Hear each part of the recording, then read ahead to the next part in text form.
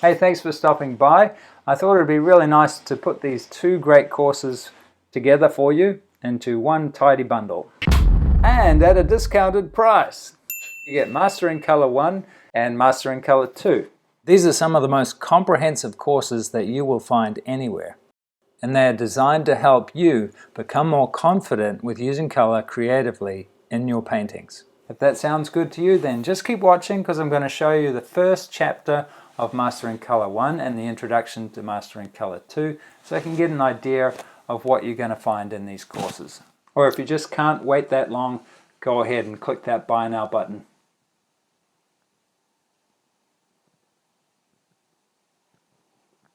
Or just keep watching.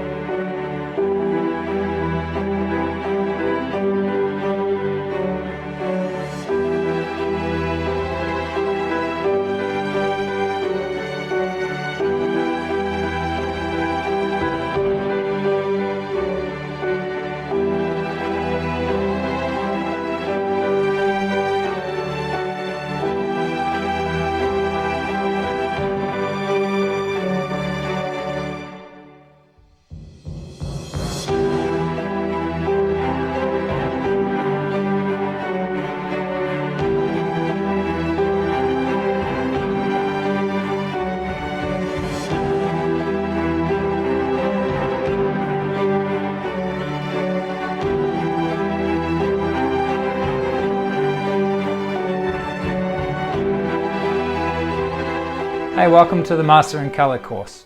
I'll be your tutor. My name is Richard Robinson. I'm in New Zealand and I've been a professional artist since 2001 and an art tutor for nearly as long as that as well. I teach workshops all around the world and I make videos which teach people online. So over 1 million people have seen my lessons so far. Now I asked a lot of my students, what is the main stumbling block that you have when it comes to painting? And a surprising 72% of them said that color was their biggest stumbling block. So if color is your biggest problem with painting, mixing colors, getting them right, then welcome to the club and you're in good company. So I thought, hey, I know a bit about color. I'll teach my students a lesson on color. So I started to try write down what it was that I knew about color. And it was that point that I realized that I'd actually been painting instinctively.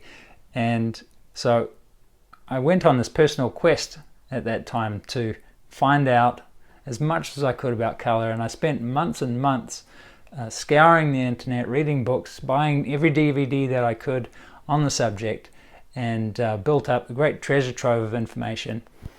And then once I'd assimilated all that and started using that consciously in my own work, then I started teaching my workshop students about color in a really simple and practical way. So we had some great paintings come out of those workshops, but the thing that really touched me was when the light goes on in people's heads and they finally understand color and they can start to use it really practically in their paintings. It really turns it around from being a struggle to being a real joy. So now I want to share all of that learning with you.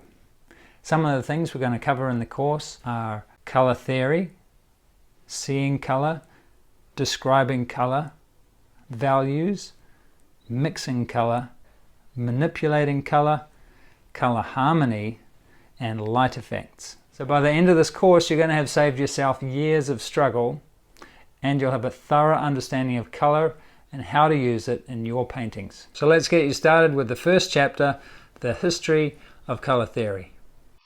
I think it's important to know where we've come from in terms of our understanding of colour so that we can see clearly where we are at the moment and know what discoveries have led us to this point. I don't want to bore you with the physics of light and everything, so I'll just give you a brief overview and make sure you know roughly how it all works so that you don't go believing something like what Plato first hypothesized in his emanation theory, that an inner fire gives rise to visual rays shooting outward from the eye, interacting with the outer rays, and thereby allowing objects to be seen. Newton showed us in the 1700s that white light from our sun contains all the colours of the spectrum, the ones you can see in a rainbow, plus a whole bunch of others that we can't see, like ultraviolet and infrared. He then noticed the similarity between red and violet at either end of the spectrum and joined them together, making a circle, the colour wheel as we know it. And this was the birth of modern colour theory. This knowledge didn't become practically useful to artists until Michel Chevreul, who managed the production of dyes for a French tapestry manufacturer, made the remarkable discovery that an intense dye colour would produce the appearance of colour on a surrounding neutral area, and that this new perceived colour was almost directly opposite the original colour on Newton's colour wheel. Let's have a look at this visual phenomenon. Keep your eye on the middle of the orange square for the next 20 seconds.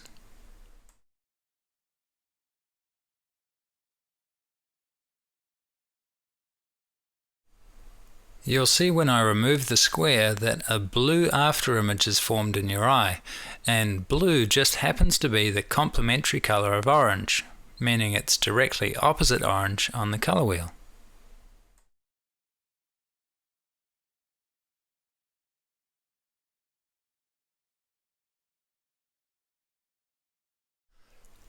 Again in France, the painter Eugène Delacroix used these new discoveries to further his own study of realistic lighting effects.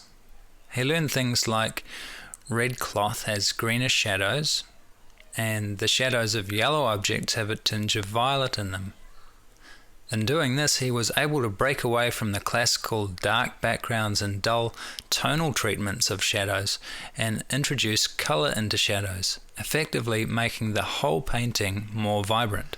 He was later reported to say that, "I can paint the skin of a goddess with mud, provided you let me surround it with the right colours." And this is actually possible too. If you surround a warm grey with a strong blue, it will actually resemble Caucasian flesh. The Impressionists were inspired by Delacroix's discoveries, and aided by the invention of a wider range of more vibrant paints, sold in easily transportable tubes, they painted outdoors in search of a more meaningful expression of natural light and colour. Instead, they tended to paint in a mid or high key and add complements to their lighter shadows. These artists included Monet, Renoir, and Pissarro. In London at the same time, Joseph Turner was exploring bold colour and atmospheric effects, which also had an effect on the work of the Impressionists. Meanwhile, Georges Seurat developed a very technical approach to colour, a painstaking method called pointillism, which attempted to mix colours visually on the canvas rather than on the palette. To make a green, for example, he would place a small stroke of blue beside one of yellow, so that from a distance the two colours combine in the eye to create a more vibrant green than what could be achieved by mixing colour on a palette. This is actually how a modern 4-colour printing press works, placing tiny dots of pure colour next to each other to create an image in the eye. But the process is just too taxing for most artists, so pointillism as a movement didn't last for long. Post-Impressionists like Paul Gauguin and Van Gogh learned the techniques of the Impressionists, but began to use colour in a more emotional manner. They were less concerned with the actual appearance of light and atmosphere than with emphasizing the beauty of pure colour and line in a fairly flat picture plane. Van Gogh felt that colours had symbolic meaning. To him, yellow symbolized love and light, red and green conveyed passion and conflict, and deep blue was the colour of spiritual rest, and grey was associated with surrender. Paul Cézanne's work can be seen as one of the bridges between the art of the 19th century and the 20th century. He used colour almost as a chisel to shape objects, where he enjoyed the contrast of greyed colour with saturated colour. He wrote, "When the colour achieves richness, the form attains its fullness also. Cézanne's work, along with others, inspired the Cubists, Expressionists and Fauves, who all used colour in an arbitrary fashion, no longer concerned with representing nature in her richness, but turning more to the inner world of the artist to draw inspiration from. Postmodernism was born, and a gap of some 100 years ensued until today, when we are seeing a resurgence in the academic popularity of representational art. Over that time, there have been artists who have kept the flame alive and passed it along to their own students, safeguarding the knowledge that was hard-won over many years. Some include Russian artist Sergei Bongart, American Charles Hawthorne and Henry Hench. So through all these artists' efforts and many more, we now have a good understanding of what we can achieve with colour in painting. We're standing on the top of a mountain of discoveries and achievements, and we're now in the enviable position of having the knowledge and technology to achieve and paint a range and depth of colour expression that was simply not possible in the past. The next chapters are going to walk you through discovering your own power with colour, so you too can climb up the mountain and see what the view is like from up there.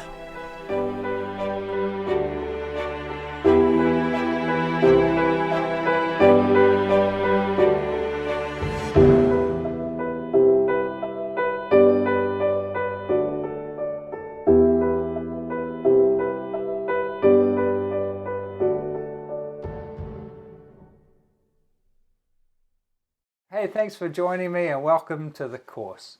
You're probably a painter. If not, then you could be in the wrong class.